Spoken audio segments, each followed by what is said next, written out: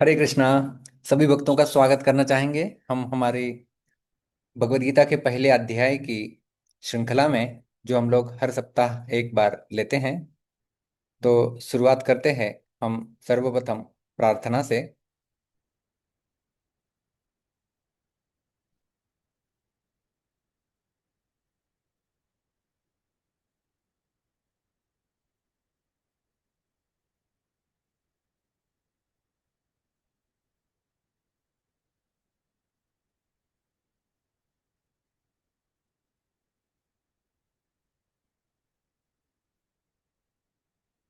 प्रपन्न पारिजाताय तोत्र वेत्रैकपाणये ज्ञानमुद्राय कृष्णाय गीतामृतदुहे नमः। ओम ज्ञानतिमिरान्धस्य ज्ञानाञ्जनशलाकया चक्षुरुन्मिलितं येन तस्मै श्रीगुरवे नमः। नमः ओम विष्णुपादाय कृष्णपृष्ठाय भूतले श्रीमते भक्तिवेदांत स्वामीन इति नामिने। नमस्ते सारस्वते देवे गौरवाणी प्रचारिणे निर्विशेष शून्यवादी पाश्चात्य देशतारिणे। जय श्री कृष्ण चैतन्य प्रभु नित्यानंद श्री अद्वैत गदाधर श्रीवासादि गौर भक्त वृंद। हरे कृष्णा कृष्णा कृष्णा हरे हरे, हरे राम राम राम हरे हरे। हरे कृष्णा। तो पिछले सत्र में हमने तीसरे श्लोक के ऊपर चर्चा की थी। थोड़ा सा रिकैप हम लोग लेंगे। पहले श्लोक में धृतराष्ट्र ने प्रश्न पूछा था संजय से कि कुरुक्षेत्र की धर्मभूमि में युद्ध की इच्छा से एकत्रित हुए मेरे और पांडवों के पुत्रों ने क्या किया। तो संजय उत्तर प्रारंभ किए थे दूसरे श्लोक से, और उसमें बताए थे कि दुर्योधन द्रोणाचार्य के पास जाते हैं और कहते हैं। तो उन्होंने क्या कहा था, यह हमने प्रारंभ का श्लोक देखा था। पश्यैतां पांडुपुत्राणाम आचार्य महतीं चमुं व्यूढ़ां द्रुपदपुत्रेण तव शिष्येण धीमता। दुर्योधन कहे थे, हे आचार्य द्रोणाचार्य को, तव धीमता शिष्येण द्रुपद पुत्रेण, आपका बुद्धिमान शिष्य जो कि द्रुपद का पुत्र है, व्यूढ़ाम पांडुपुत्राणाम, उन्होंने पांडुओं के पुत्रों की जो सेना की रचना की हुई है, एता महतिम चमुम पश्य, आप देखिए उनकी इस बड़ी सेना के समूह को। तो हम विस्तार से चर्चा किए थे कि आचार्य ये द्रोणाचार्य है, और दुर्योधन की मानसिकता हमने पिछले सत्र में अच्छे से चर्चा की थी। हम सबके, कौरवों के और पांडवों के आप आचार्य है, शस्त्र विद्या सिखाने वाले होने से आप सबके गुरु है। इसलिए आपके मन में किसी का पक्ष या आग्रह नहीं होना चाहिए, क्योंकि गुरु या शिक्षक कभी पक्षपाती नहीं होते हैं। तो आपको हमारी ओर से अच्छे से लड़ाई करनी होगी। तब धीमता शिष्येण द्रुपद पुत्रेण, आपके बुद्धिमान शिष्य द्रुपद पुत्र जिसका नाम था धृष्टद्युम्न, उनके द्वारा। तो धृष्टद्युम्न जो है वो पांडवों की सेना के सेनापति थे, और उन्होंने पांडवों की व्यूह रचना की हुई थी। तो इस प्रकार से वे कहते हैं कि आपके बुद्धिमान शिष्य द्वारा दुर्योधन चाहता है कि द्रोणाचार्य की निष्ठा पूरी तरह उसकी ओर सुनिश्चित हो जाए, और साथ ही उनके भीतर क्रोध जागृत किया जाए, ताकि पांडवों के प्रति जो स्नेह है वो दब जाएगा। और इस प्रकार दुर्योधन आशा करता है कि द्रोणाचार्य अपनी संपूर्ण शक्ति और क्षमता के साथ युद्ध करेंगे। तो इसके लिए वो द्रुपद पुत्र शब्द का प्रयोग करते हैं, क्योंकि द्रुपद और द्रोण में अनबन थी। तो हमने इसकी कथा विस्तार से पिछली बार देखी थी कि किस प्रकार से गुरुकुल में जब पढ़ रहे थे, तब द्रोण एक ब्राह्मण पुत्र और द्रुपद एक राजपुत्र, दोनों एक साथ पढ़ाई किया करते थे गुरुकुल में। और द्रुपद ने कहा था कि जब मैं राजा बन जाऊंगा मेरा आधा राज्य आपको दे दूंगा। और जब एक बार द्रोणाचार्य जब उनके पास गए थे, तो उन्होंने कहा था कि मैत्री तो बराबर वाले में होती है, आप कहाँ से आ गए। तो द्रोण गुस्सा हो गए थे। वापस आके उन्होंने अपने शिष्य अर्जुन को कहा कि आप जाके उन्हें बंदी बना के लेके आओ, और वो बंदी बना के लेके आए थे। और इस प्रकार से फिर उन्हें बाद में छोड़ दिया गया था, ये आपका आधा राज्य मैं आपको दे देता हूँ। फिर द्रुपद गुस्सा हो गया, और उन्होंने एक यज्ञ किया था जिससे धृष्टद्युम्न और द्रौपदी आए थे। तो धृष्टद्युम्न का जन्म केवल द्रोणाचार्य का वध करने के लिए हुआ था, ये हमने चर्चा की थी। यद्यपि यहाँ पर द्रुपद पुत्र के स्थान पर धृष्टद्युम्न कह सकता था दुर्योधन, लेकिन द्रोणाचार्य के साथ द्रुपद का जो वैर था, उस वैर भाव को याद दिलाने के लिए यहाँ पर वो द्रुपद पुत्र शब्द का प्रयोग करता है, और वैर निकालने का यह अच्छा मौका है ऐसा बताता है। तब शिष्यण शब्द भी बड़ा महत्वपूर्ण है, प्रभुपाद जी बताए थे। परम राजनीतिज्ञ दुर्योधन महान ब्राह्मण सेनापति द्रोणाचार्य के दोषों को इंगित करना चाहता था। क्या दोष थे? कि आप इतने सरल है कि आप आपने मारने के लिए पैदा होने वाले धृष्टद्युम्नों को भी आपने अस्त्र शस्त्र की विद्या जो है वो सिखाई है। तो वास्तव में द्रोण तो बड़े उदार हृदय के थे, लेकिन उनके उदारता को दुर्योधन कलंक समझ रहा था। ये बुद्धिमान शिष्य है आपका धीमता, वह आपका शिष्य धृष्टद्युम्न इतना बुद्धिमान है कि आपको मारने के लिए आपसे ही अस्त्र शस्त्र की विद्या उसने सीखी है। खैर, आपने ही अपने शत्रु को प्रशिक्षित किया है और वही शत्रु आपके सामने संकट खड़ा कर रहा है। कम से कम अब तो गलती दोबारा मत करे, भावुकता के नाम पर अपनी सुरक्षा का समझौता ना करे, अच्छे से युद्ध करे। तो कैसे राजनीतिज्ञ की भाषा बोल रहा था ये हमने अच्छे से देखा था। पांडवों की सेना का सेनापति आपका ही शिष्य है द्रुपद पुत्र, ऐसे में उस पर विजय पाना आपके लिए कौन सी बड़ी बात हो सकती है? ये आपका ही शिष्य है, तो चिंता की बात नहीं है। और व्यूढ़ाम पांडुपुत्र नाम, व्यूह रचना में खड़ी की हुई ये पांडवों की सेना, जिन पांडवों पर आप इतना स्नेह रखते थे, उन्हीं पांडवों ने आपके प्रतिपक्ष में खास आपको मारने वाले द्रुपद पुत्र धृष्टद्युम्न को सेनापति बनाकर व्यूह रचना का अधिकार दे दिया है। देखिए देखिए, एताम महतीम चमुम पश्य, इतनी बड़ी भारी सेना को देखिए। भाई कौन सी भारी सेना है? कौरवों के पक्ष में तो 11 अक्षौहिणी सैन्य है, पांडवों के पक्ष में तो केवल 7 अक्षौहिणी सैन्य थे। तो बड़ी सेना क्यों कहा? इसके 4 कारण हमने देखे थे। सर्वप्रथम, पांडवों की सेना ऐसे ढंग से व्यूहाकार खड़ी थी जिससे दुर्योधन को थोड़ी सेना भी बड़ी लग रही थी। दूसरा कारण, अपने भीतर भय के कारण दुर्योधन को पांडवों की सेना विशाल लग रही थी। और तीसरा, पांडव सेना में सबके सब योद्धा एक मत के थे, सब युद्ध करना चाहते थे। इस एकता के कारण पांडवों की थोड़ी सेना बल में और उत्साह में बड़ी दिखाई दे रही थी, क्योंकि कौरवों की सेना में ऐसे कुछ लोग थे जो युद्ध वास्तव में नहीं करना चाहते थे, जैसे भीष्म द्रोण इत्यादि। और चौथा कारण, ऐसी सेना को देखकर दुर्योधन द्रोणाचार्य से यह कहना चाहता है कि युद्ध करते समय आप इस सेना को सामान्य और छोटी मत समझो, विशेष बल लगाकर सावधानी से आपको युद्ध करना होगा। एता महतिम चमुम पश्य, देखिए इस बड़ी सेना को। एक दृष्टि से द्रोणाचार्य युद्ध व्यवस्था को दुर्योधन से कहीं बेहतर समझते हैं।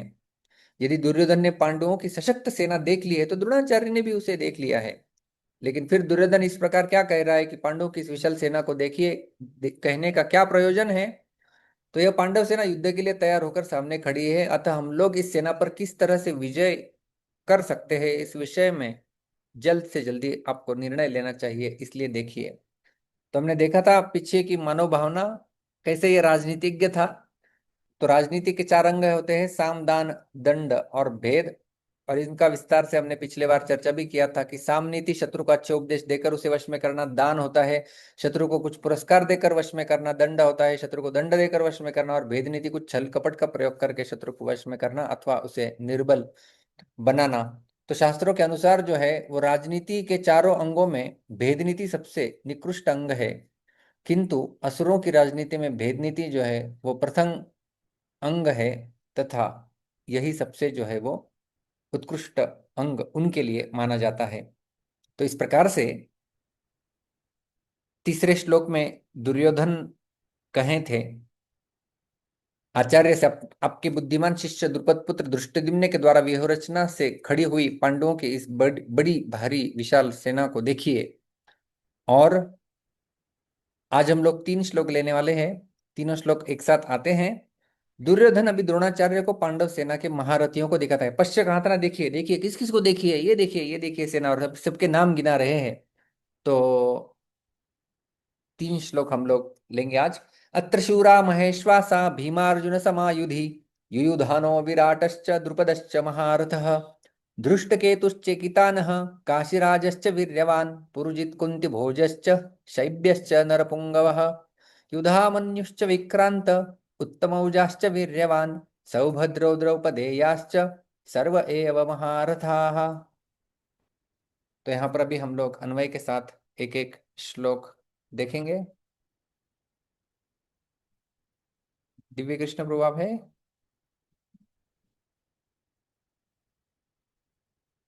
ओके। मीना माता जी, आपका हाथ ऊपर है। हरे कृष्ण प्रभु जी। हरे कृष्णा। सबसे पहले हम लोग एक एक शब्द को दो दो बार दोहराएंगे और अलग अलग भक्तों को संधि देंगे, क्योंकि 3 श्लोक उच्चारण करने हैं। अत्र, अत्र, अत्र, अत्र, शूराः, सूराः, शूराः, सूराः, महेश्वासाः, महेश्वासाः, महेश्वासाः। महेश्वासाः।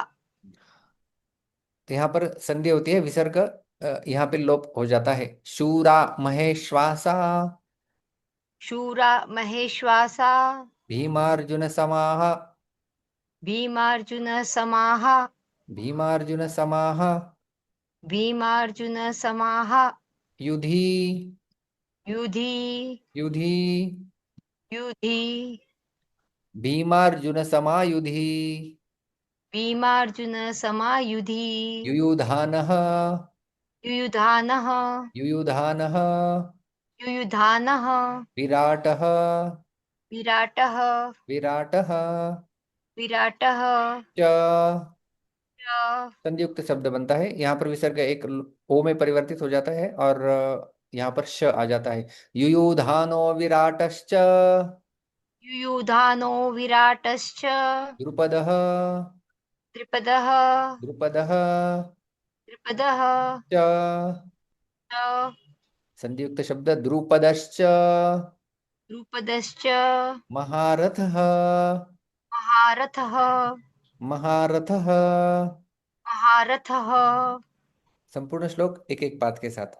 अत्र शूरा महेश्वासा, अत्र शूरा महेश्वासा, भीमार्जुन समायुधि, भीमार्जुन समायुधि, युयुधानो विराटश्च, युधानो विराटश्च, द्रुपदश्च महारथः। द्रुपदश्च महारथः। हरे धन्यवाद। कृष्ण। पंचांग। शालिनी माता जी, आप उच्चारण करेंगे।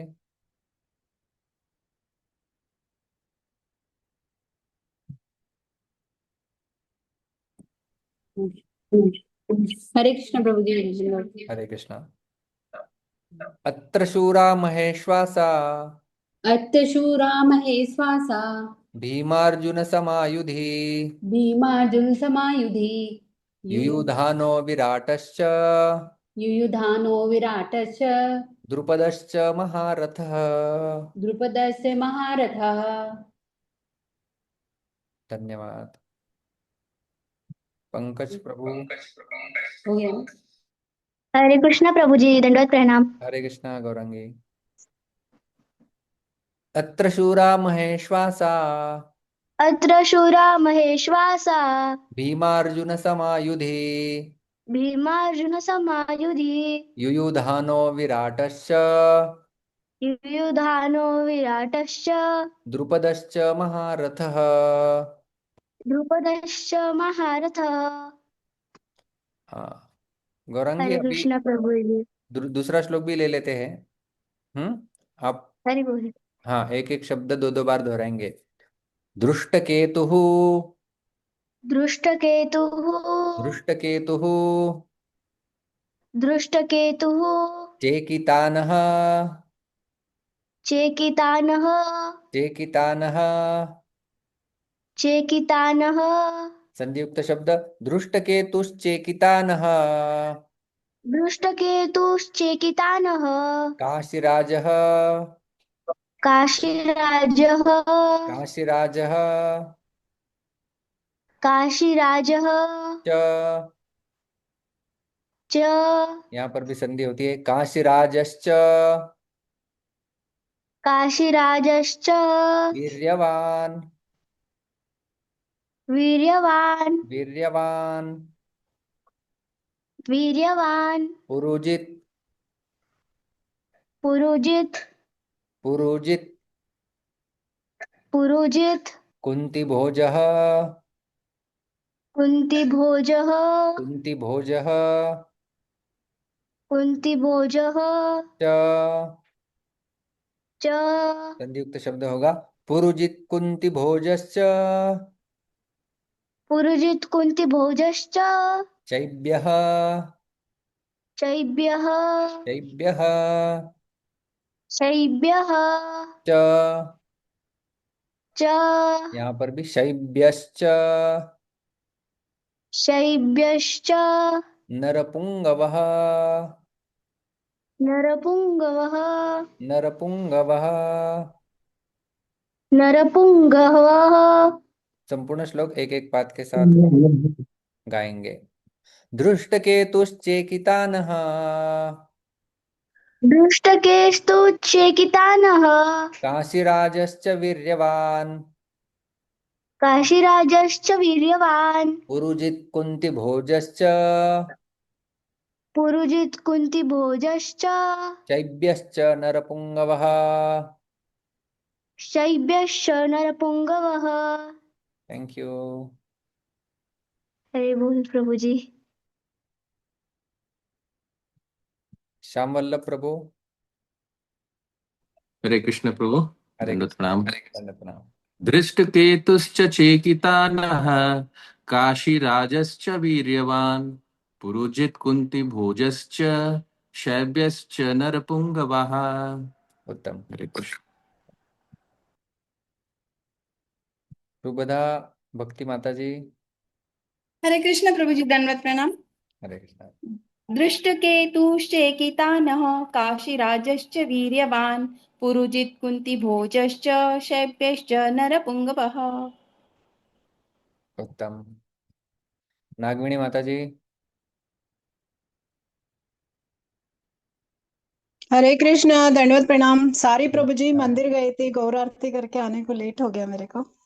प्रभु तीनों श्लोका बोलो क्या मैं एक बार? नहीं, यही यही दृष्ट यही केतु बोलो क्या? जी। अच्छा अच्छा, ओके ओके। दृष्टकेतुश्चेकितानः काशीराजश्च वीर्यवान् पुरोजित् कुन्तिभोजश्च शैब्यश्च नरपुङ्गवः। उत्तम माता जी, थैंक यू। हरे कृष्णा, धन्यवाद। अभी हम अगले श्लोक में जाएंगे और फिर दिव्य कृष्ण आप है अभी।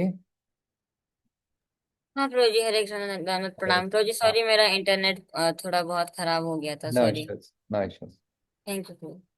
दो बार एक एक शब्द। युधामन्युः युधामन्युः युधामन्युः युधामन्युः च च च च युधामन्युश्च। युधामन्युश्च। आपने अभी तक अनुभव किया होगा, आगे यदि च आ रहा है तो पहले वाले विसर्ग का संधि करते समय श में परिवर्तन हो जाता है। ये एक प्रकार से नियम बन जाता है। विक्रांतः युधामन्युश्च विक्रांतः विक्रान्तः विक्रांतः विक्रान्तः उत्तमौजाः उत्तमौजाः उत्तमौजाः उत्तमौजाः च। च यहाँ पर विसर्ग संधि हो रही है। विक्रांत उत्तमौजाश्च विक्रान्त उत्तमौजाश्च वीर्यवान् वीर्यवान् वीर्यवान् वीर्यवान् सौभद्रः सौभद्रः सौभद्रः सौभद्रः द्रौपदेयाः द्रौपदेयाः द्रौपदेयाः द्रौपदेयाः च। च संधियुक्त शब्द। सौभद्रौ द्रौपदेयाश्च द्रौपदे सौभद्रो द्रौपदेयाश्च सौभद्रो द्रौपदेयाश्च सर्व सर्व एव एव महारथाः महारथ महारथाः। महारथाः। संपूर्ण श्लोक एक एक पाद के साथ। युधामन्युश्च विक्रांत। मन्युश्च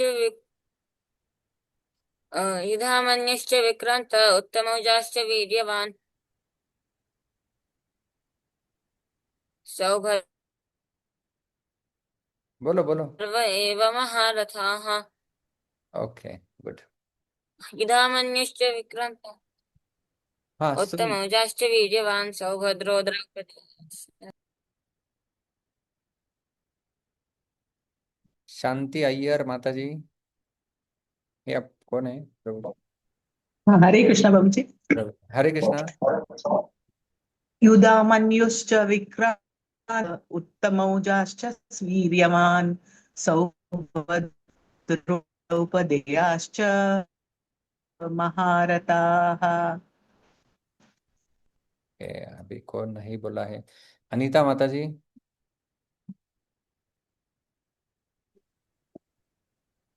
हाँ साल आवाज आ रही है क्या प्रभु जी? जी आ रही है।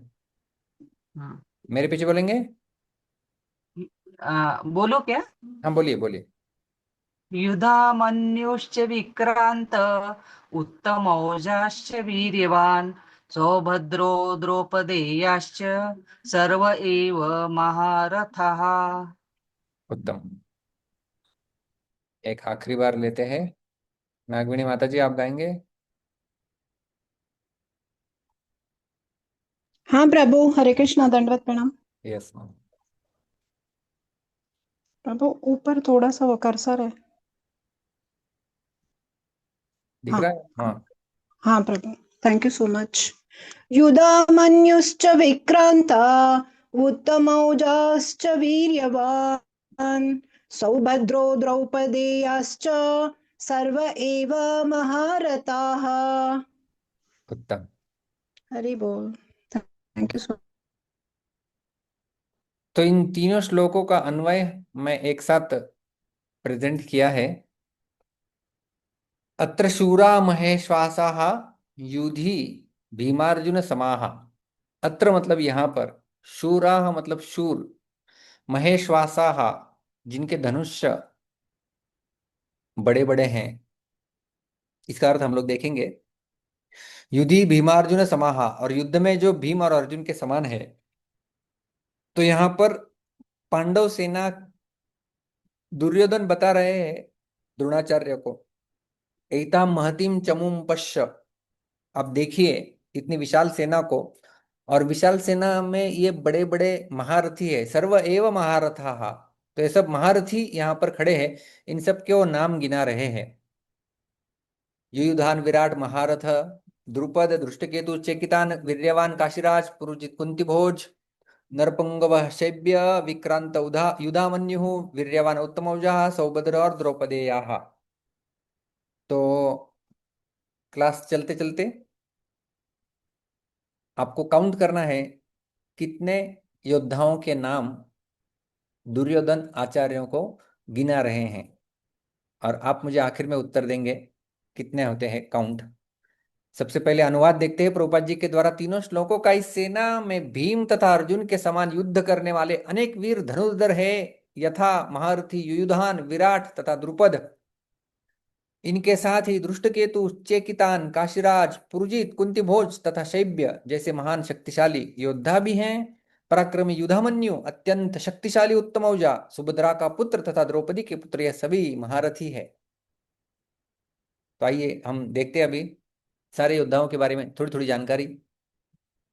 अत्र शूरा महेश्वासाः, यहाँ यहाँ कहां पर? पांडवों की सेना में। शूराः बड़े बड़े शूरवीर है, और महेश्वासाः जिनके बड़े बड़े धनुष है। तो ये महाश्वासा महेश्वासा शब्द जो है, बड़े बड़े ईश्वास, ईश्वास का अर्थ होता है धनुष, जिनके पास है वे सभी महेश्वास है। तात्पर्य है कि बड़े धनुषों पर बाण चढ़ाने एवं प्रत्युंचा खींचने में बहुत बल लगता है। जितना बड़ा धनुष है उतना अधिक बल लगेगा, और ऐसे बड़े बड़े धनुष पास में होने के कारण ये सभी बहुत बलवान और शूरवीर है। मतलब बता रहे हैं ये मामूली योद्धा नहीं है आचार्य। अत्र शूरा महेश वासा, इनके धनुष देखिए कितने बड़े, मतलब इनके अंदर कितना बल होगा। तो आपको शैली ढंग से युद्ध नहीं करना है, बलपूर्वक युद्ध करना होगा। अत्र शूरा महेश्वासा, और कैसे युद्ध उनका गुण बताते हैं। भीमा अर्जुन समायुधि, युद्ध में जो भीम और अर्जुन के समान है। तो पूरी काउंटिंग कर दी है उन्होंने, दुर्योधन ने, लेकिन भीम और अर्जुन के साथ तुलना की है। भीम और अर्जुन की गणना नहीं की गई है। भीमा अर्जुन समायुधि, युद्ध में ये भीम और अर्जुन के समान है। तो ये भीम और अर्जुन को काउंटिंग नहीं किया गया है यहाँ पर। सारे ये तो इनके समान योद्धा है। दुर्योधन को भीम और अर्जुन के बल का ज्ञान था, इसलिए वह अन्यों की तुलना इन दोनों के साथ कर रहे थे। उसको ज्ञान था भीम कितने शक्तिशाली है। भीम ने ही उन्हें बचाया था गंधर्वों से, और अर्जुन ने उसे विराट के राज्य में अज्ञातवास में हरा दिया था। तो उसे सब पता था कि ये दोनों बहुत बड़े शक्तिशाली योद्धा हैं। तो सारे योद्धाओं के नाम गिना गए और उनको तुलना की गई कि भीमा अर्जुन समायुधि, ये सारे महारथी युद्ध में भीम और अर्जुन के समान है। तो सबसे पहले योद्धा का नाम वो गिनाते हैं, युयुधान। तो युयुधान उनका नाम है, सात्यकी, उन्हें ही युयुधान कहा जाता है। तो ये सात्यकी कौन थे? ये यादव योद्धा थे, और इन्होंने अर्जुन से ही शस्त्रास्त्र की विद्या सीखी थी, और इसलिए ये यादव थे। भगवान श्री कृष्ण के द्वारा दुर्योधन को नारायणी सेना दे दी थी, लेकिन यह कृतज्ञता जताने के लिए अर्जुन के पक्ष में ही रहे, ये दुर्योधन के पक्ष में नहीं गए थे। तो आप जानते होंगे महाभारत के प्रारंभ में अर्जुन और दुर्योधन जब भगवान कृष्ण के पास गए थे, तो कृष्ण की नारायणी या यादवी सेना जो है वो दुर्योधन को दी गई थी, और कृष्ण स्वयं, जिन्होंने वचन लिया था कि मैं शस्त्र नहीं उठाऊंगा, वे अर्जुन के पक्ष में गए थे। तो ये जो सात्विकी थे, ये तो यादव थे, तो नारायणी सेना के साथ जा सकते थे, लेकिन उन्होंने शस्त्र की विद्या जो है वो अर्जुन से सीखी थी, इसलिए अर्जुन के पक्ष में गए और अर्जुन अर्जुन के पक्ष में लड़ाई कर रहे थे। मानो युयुधान का नाम सबसे पहले गिना कर दुर्योधन द्रोणाचार्य को बता रहे थे कि आपके द्वारा सिखाया हुआ धृष्टद्युम्न शिष्य आपके विरोध में खड़ा है। और ये युयुधान, ये अथवा सात्विकी देखिए, जिसने अर्जुन से जो युद्ध कला सीखी है, लेकिन वो अर्जुन के पक्ष में लड़ाई कर रहा है। और देखिए आपका शिष्य जिसे आपने सिखाया है, वो आपके मारने के लिए विरुद्ध में खड़ा हुआ है। तो इसलिए पहले योद्धा का नाम वो युयुधान लेते हैं, यानी सात्यकी। युयुधान महाभारत के युद्ध में मरे नहीं थे, वे यादवों के आपसी युद्ध में मारे गए, जो कि श्रीमद् भागवत के 11वें स्कंद में जिनका वर्णन आता है। तो आपको याद होगा, कई समय पहले हमने चर्चा भी की थी कि महाभारत के कौन से योद्धा मरे नहीं थे। तो उसमें एक सात्यकी, इनका भी जो है वो नाम आता है। विराट, विराट यानी राजा विराट, दूसरे योद्धा का नाम गिनाया गया है। तो विराट हम सब जानते हैं, मत्स्य देश के राजा थे, जिन्होंने पांडवों को उनके अज्ञातवास के अंतिम वर्ष में आश्रय दिया था। विराट के राज्य में ये सारे पांडव बेस बदल कर गए थे, वहां पर रुके थे। उनकी पुत्री थी विराट की, जिसका नाम था उत्तरा, जिनका विवाह अर्जुन का पुत्र अभिमन्यु के साथ हुआ था, जो कि राजा परीक्षित के माता पिता आगे चल के बने थे। और विराट राजा जो है महाभारत के युद्ध में द्रोणाचार्य के द्वारा मारे गए थे। तो ये विराट, इनका विराट राजा, ये भी पांडवों के पक्ष में खड़े हैं। देखिए द्रोणाचार्य। महारथ द्रुपद, और द्रुपद का नाम थोड़ा बाद में लिया, नहीं तो द्रोणाचार्य समझ जाते दुर्योधन की कूटनीति है। बार बार द्रुपद द्रुपद द्रुपद बोल रहा है, मतलब क्योंकि द्रुपद और द्रोणाचार्य का वैर था, तो द्रोणाचार्य को ये नहीं लगना चाहिए कि ये राजनीति करके मुझे उकसा रहा है। तो इसलिए पहले युयुधान विराट ऐसा लेके फिर बाद में द्रुपद, लेकिन बोलना ही था उसको। तो महारथी, और द्रुपद को उसने एक विशेषण लगा दिया, महारथ द्रुपद, ये महारथी राजा द्रुपद है। द्रुपद और द्रोण का अनबन तो हमने पहले देखा ही था। आपने तो द्रुपद को पहले की मित्रता याद दिलाई थी, पर उसने सभा में यह कहकर आपका अपमान किया था, आचार्य मैं राजा हूं और तुम भिक्षुक, अतः तेरी मेरी तुम्हारी मित्रता कैसी हो सकती है। तथा वैरभाव के कारण आपको मारने के लिए पुत्र भी पैदा किया था धृष्टद्युम्न, वही महारथी द्रुपद आपके सामने लड़ने के लिए विपक्ष में खड़ा है। और बाद में अल्टीमेटली राजा द्रुपद जो है वो द्रोणाचार्य के हाथ से मारे जाएंगे महाभारत के युद्ध में। तो इस प्रकार से राजा द्रुपद का नाम जो है वो गिनाया गया। और आगे कहते हैं धृष्टकेतु। तो ये धृष्टकेतु कौन थे? धृष्टकेतु देखो ये कितना मूर्ख है, जिसके पिता शिशुपाल को कृष्ण ने भरी सभा में चक्र से मार डाला था, उसी कृष्ण के पक्ष में लड़ने के लिए खड़ा है। और धृष्टकेतु भी आगे चल के द्रोणाचार्य के हाथ से मारे जाएंगे। तो ये धृष्टकेतु शिशुपाल के लड़के थे। तो आप जानते होंगे युद्ध से पहले सब लोगों ने सेना का इकट्ठाकरण किया था, एकत्रित किया था। तो दुर्योधन कई सारे राजाओं को जाके मिलता था, उनको अपने पक्ष में लेता था युद्ध करने के लिए। तो धृष्टकेतु जो थे वास्तव में उनके पिता थे शिशुपाल। शिशुपाल वध हम सब जानते हैं, श्रीमद् भागवत के दशम स्कंद में वर्णन आता है, जो कि भगवान को गाली दिए थे और जिनका शिरच्छेद भगवान ने भरी सभा में किया था, जहां पर युधिष्ठिर महाराज राजसूय यज्ञ कर रहे थे। तो क्योंकि शिशुपाल का वध हुआ था तो दुर्योधन को लगा था कि उसका लड़का कृष्ण का बदला लेना चाहेगा और मेरे पक्ष में आएगा। लेकिन ये धृष्टकेतु जो थे वो बड़े सात्विक योद्धा थे और धर्म के पक्ष में लड़ाई करना चाहते थे। इसलिए वे जानते थे कि मेरे पिता अधार्मिक थे, इसलिए धृष्टकेतु जो है वो पांडवों के पक्ष में लड़ाई करने के लिए गए थे। इसलिए उनका भी नाम जो है वो दुर्योधन ले रहे हैं। चेकितानः यानी राजा चेकितान। सब यादव सेना तो हमारी ओर से लड़ने के लिए तैयार है और यह यादव चेकितान पांडवों की सेना में खड़ा है। चेकितान बाद में दुर्योधन के हाथ से मारे गए।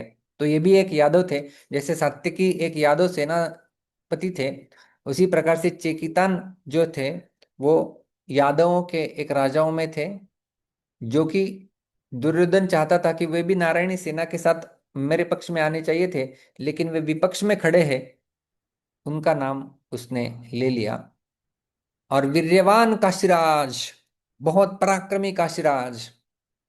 तो काशीराज जो है, और काशी प्रांत हम सब जानते हैं, काशी प्रांत जहां पर काशी विश्वनाथ मंदिर है, उस काशी नगर के राजा, उन्हें काशीराज कहा गया है। उनका नाम तो यहाँ पर नहीं लिया गया है, लेकिन काशीराज एक अपने आप में वीर्यवान, बहुत शक्तिशाली राजा। यह काशीराज बड़ा ही शूरवीर और महारथी है और ये भी पांडवों की सेना में खड़ा है। इसलिए आप सावधानी से युद्ध करना, क्योंकि वह बड़ा पराक्रमी है। वीर्यवान शब्द का अर्थ समझते हैं, वीर्यवान यानी बड़ा बलशाली। तो ये शक्तिशाली योद्धा है काशीराज, इसके साथ भी आपको युद्ध करना है।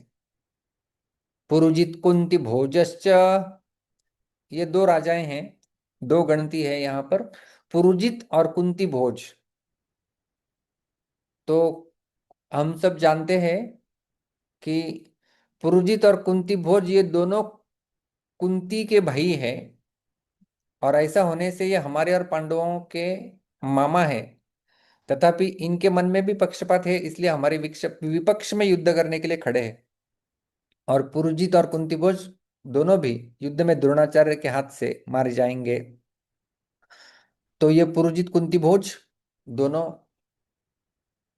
ये कुंती के भाई थे,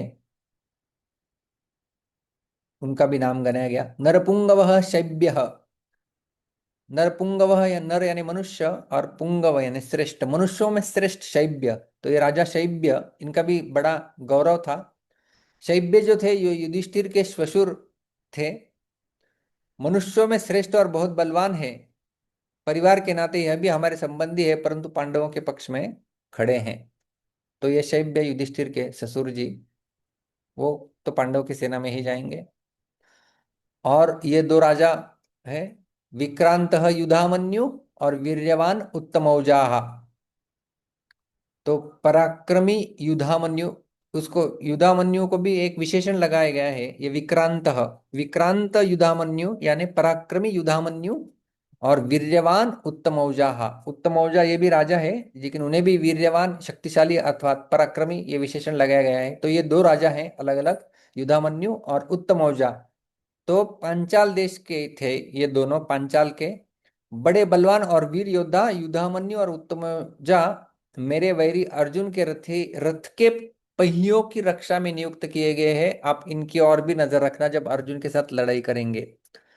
तो युद्ध में ऐसा होता था कि जो महान योद्धा थे उनके रथों की, उनके घोड़ों की, उनकी रक्षा करने के लिए भी दूसरे योद्धाएं जुड़े रहते थे। तो ये युद्धामन्यु उत्तमौजा ये अर्जुन के रथ के पहियों की रक्षा में नियुक्त थे। आगे कहते हैं सौभद्र यानी सुभद्रा के पुत्र अभिमन्यु। तो ये अभिमन्यु के लिए सौभद्र कहा गया है, जो कि सुभद्रा के पुत्र है तो सौभद्र। दशरथ के पुत्र होते हैं तो दाशरथी हम लोग कहते हैं।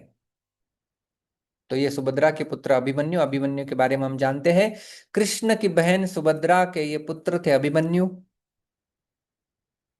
और ये बहुत शूरवीर थे। सुभद्रा का विवाह अर्जुन के साथ हुआ था, हम जानते हैं। और इनसे इसने जो है वो गर्भ में ही चक्रव्यूह भेदने की विद्या सीखी है। अतः चक्रव्यूह रचना के समय आप इसका ख्याल रखें। मतलब पहले से प्लान था। युद्ध में दुशासन के पुत्र के द्वारा अन्यायपूर्वक सिर पर गदा का प्रहार करने से अभिमन्यु मारे गए थे। तो ये सौभद्र। और आगे कहते हैं द्रौपदेयाः। तो ये द्रौपदी के 5 पुत्र है। तो आप जब गणना करेंगे तो द्रौपदेया इसमें 5 गणना होगी, क्योंकि द्रौपदी के 5 पुत्र और पांचों पुत्रों को वो सम्मिलित किए हैं। तो युधिष्ठिर, भीम, अर्जुन, नकुल और सहदेव, इन पांचों के द्वारा द्रौपदी के गर्भ से जो 5 पुत्र हुए थे उनके नाम है प्रतिविंध्य, सूतसोम, श्रुतकर्मा, शतानीक और श्रुतसेन। ये पैदा हुए थे। ये क्रम से है। मतलब युधिष्ठिर के लड़के प्रतिविंध्य, भीम के सूतसोम, अर्जुन के श्रुतकर्मा, नकुल के शतानीक और सहदेव के श्रुतसेन। और ये भी युद्ध में मरे नहीं थे संपूर्ण, लेकिन जब रात में युद्ध होने के पश्चात जब ये सोए हुए थे तो द्रौपदी के इन 5 सोए हुए पुत्रों को द्रोणाचार्य के पुत्र अश्वत्थामा में नींद में ही मार दिया था, जिसका वर्णन महाभारत में किया गया है। श्रीमद् भागवत के पहले स्कंद के 7वें अध्याय में भी इसका वर्णन आता है। तो ये द्रौपदी के 5 पुत्र, ये भी जो है वो युद्ध में कोई कम नहीं है, उनका भी नाम गनाया गया है। और आगे सर्व एव महारथाः, आखिर में वह कहते हैं ये सब के सब महारथी है, सब के सब महारथी है। सबके सब महारथी, तो महारथी क्या होता है? तो महाभारत से एक श्लोक हमने उद्धृत किया है, एक दश सहस्त्राणि योधयेत यह तु धन्विताम शस्त्र शास्त्र प्रवीणः स महारथः इति स्मृतः। अमितान योदयेत यह तु संप्रोक्तः अतिरथः तु सः रथी तु एकेन यह युद्धेत तद न्यूनः अर्धरथः मतः। तो 3 प्रकार से रथियों की गणना की जाती है। रथी का अर्थ होता है जो रथ चलाता है या रथ के ऊपर युद्ध करता है। युद्ध हम लोग जानते हैं अलग अलग प्रकार से, कोई घोड़े के ऊपर रह के युद्ध करता है, कोई रथ के ऊपर, कोई हाथी के ऊपर और कोई पैदल। तो 4 प्रकार के सेना होती है। चारों को मिलके कितने हजार होते हैं, और तो उसकी कैलकुलेशन हमने पिछले सत्र में लिया था अक्षौहिणी सैन्य का। तो इसमें 4 प्रकार की सेनाएं आती है, घोड़े के ऊपर, रथ के ऊपर, हाथी के ऊपर और पैदल। तो जो रथ के ऊपर चलता है उसके 3 कैटेगरी आते हैं, अर्धरथ, अतिरथ और महारथ। तो अर्धरथ क्या होता है? रथी तो एकेन यह युद्धेत, जो एक युद्ध से भी ठीक से, एक एक रथी के साथ भी ठीक से युद्ध नहीं कर सकता, उसे अर्धरथ कहते हैं। अतिरथ होता है अति अति अमितान योदयेत यह तू संप्रोक्त अतिरथः। अतिरथ का जो असंख्य योद्धाओं के साथ युद्ध कर सकता है वो है अतिरथ। और महारथ की परिभाषा दी गई है एक दश सहस्त्राणी, एक दश यानी 10, सहस्त्र यानी 1000, तो 1000 गुना 10 मतलब 10,000। योदयेत च महारथः इति स्मृतः, अर्थ है 10,000 योद्धाओं के साथ जो एक साथ अकेला व्यक्ति रथ के ऊपर आसीन होकर युद्ध कर सकता है उसे कहते हैं महारथी। तो इसलिए जो है ये सारे जिनकी गणना की गई है वे सारे महारथी है। तो दुर्योधन इन सब को जो है वो महारथी बोल रहे हैं, इतनी महान सेना है। तो मेरे ख्याल से आपने गणना की होगी कितने योद्धा होते हैं। तो सारांश में हमने चर्चा की है आज के 3 श्लोकों के ऊपर। दुर्योधन जो कि गणना करके बता रहे द्रोणाचार्य के सामने, श्लोक संख्या 4, 5, 6 में, अत्र शूरा महेश्वासा भीमार्जुन समायुधि युयुधानो विराटश्च द्रुपदश्च महारथः दुष्टकेतुश्चेकितानः काशीराजश्च वीर्यवान् पुरुजित् कुन्तिभोजश्च शैब्यश्च नरपुङ्गवः युधामन्युश्च विक्रान्त उत्तमौजाश्च वीर्यवान् सौभद्रो द्रौपदेयाश्च सर्व एव महारथाः। मेरे ख्याल से 3 श्लोक अभी आपको स्पष्ट हो गए होंगे। अभी आप मुझे बताएंगे कि कितने योद्धा आपने गिने हैं। श्याम विल्लभ प्रभु बता रहे हैं 17 योद्धा उन्होंने गिने हैं। अनीता माता जी आप कुछ बोलना चाहेंगी? आपका हाथ ऊपर है। 18 योद्धा है प्रभु जी। 18 नहीं, आप ठीक से काउंट कीजिए। 4। वंदना माता जी तो बहुत आगे चली गई। ठीक है, चलो थोड़ा सा होमवर्क करते हैं। यहाँ पे can someone help me count करने के लिए? ठीक है, अनीता माता जी आपको ही मैं काउंट करेंगे। आप आपका गणिती सुधार देंगे हम लोग। युधामन्यु एक, युयुधान एक, युयुधान। युधान, विराट, महारथ, महारथ नहीं, द्रुपद। महारथ द्रुपद एक ही है। महारथ द्रुपद अच्छा, एक ही है। हाँ, फिर 17 है प्रभु जी। हाँ ठीक है ना, हाँ 17। जैसे विक्रांत युधामन्यु, विक्रांत अलग नाम नहीं है, विक्रांत युधामन्यु मैंने लेते समय बताया ना कि विक्रांत मतलब बहुत शक्तिशाली युधामन्यु। और वीर्यवान ये कोई राजा का नाम नहीं है, वीर्यवान उत्तम औजाहा। तो अच्छा, फिर 17। 17 ठीक है, ठीक है, गणित समझ में आ गई आपको आपकी। तो दुर्योधन ने 17 सेनापतियों, या सेनापति तो नहीं कहेंगे, सेनापति तो धृष्टद्युम्न थे, लेकिन योद्धाओं के नाम गिनाए। 17 योद्धाओं के जो है वो नाम गिनाए। तो अभी दूसरों के सेना के इतने नाम गिनाने के पश्चात द्रोणाचार्य बोलेंगे, भाई इतना यदि तू डर रहा है, इतने बड़े बड़े सेना उनके पास में है, तो चल जाके समझौता कर ले। तो कहता है नहीं नहीं, हमारी भी सेना कोई कम नहीं है, हमारी भी सेना देखिए।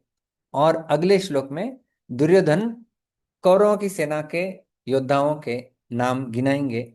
वो हम हमारे अगले सत्र में चर्चा करेंगे। बहुत बहुत धन्यवाद। हरे कृष्णा। ग्रंथराज श्रीमद् भगवद गीता की जय, श्रील प्रभुपाद की जय।